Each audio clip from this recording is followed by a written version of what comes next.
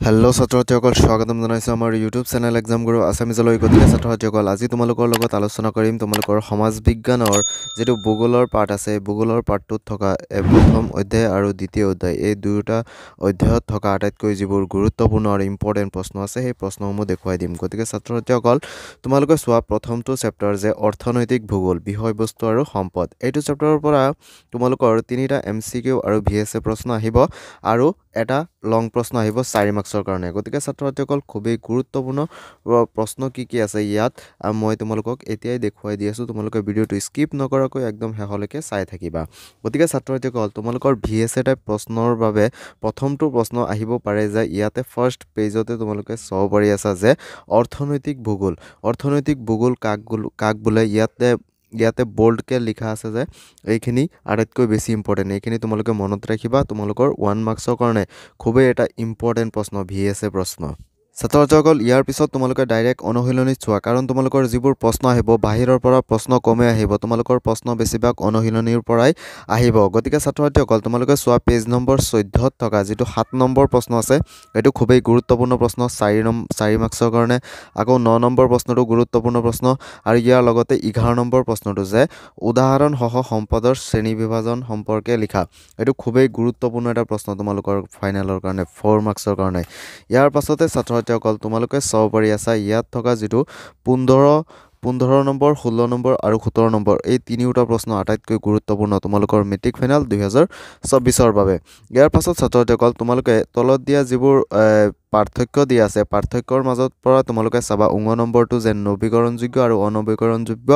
আৰু ইয়াৰ লগতে তোমালোকে চাবা খ নম্বৰটো অৰ্থনৈতিক ভূগোল আৰু সম্পদ ভূগোল এই দুটাৰ পৰা যিকোনো এটা আহিব পাৰে ইয়াৰ পাছত ছাত্ৰসকল শুদ্ধ তোমালোকৰ যে এটা এমসিকিউ আছে এমসিকিউনি তোমালোকে ইয়াৰ পৰাই চাই লবা ইয়াৰ পাছতে ছাত্ৰসকল তোমালোকে চোৱা যেটো 2 নম্বৰ দ্বিতীয় নম্বৰ অধ্যায় আছে তোমালোকৰ সমাজ বিজ্ঞানৰ ভূগোল পাঠৰ যে পৰিবেশ আৰু পৰিবেশৰ সমস্যা এই প্ৰশ্নটো এই চেপ্টাৰটোৰ পৰা তোমালোকৰ আটাইতকৈ যিবোৰ গুৰুত্বপূৰ্ণ প্ৰশ্ন আছে সেই প্ৰশ্নসমূহ হল তোমালোকে ফাৰ্ষ্টতে ডাইৰেক্ট চোৱা যে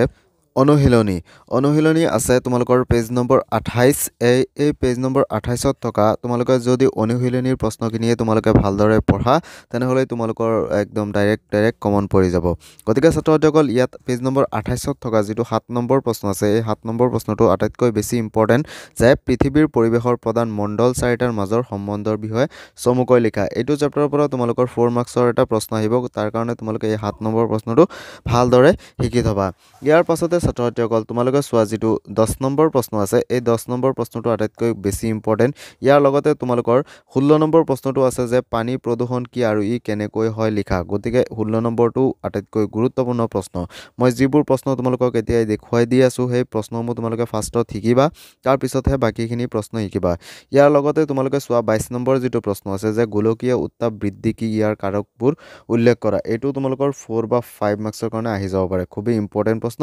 ইয়াৰ লগতে তোমালোকে 24 নম্বৰ যেটো প্ৰশ্ন আছে যে গোলকীয় উত্তাপ বৃদ্ধি ৰোধ কৰাৰ উপায় কি এটো খুবেই গুৰুত্বপূৰ্ণ আৰু ইম্পৰ্টেন্ট প্ৰশ্ন গতিকে ছাত্ৰসকল মই যিবোৰ প্ৰশ্ন দেখুৱাই দিছো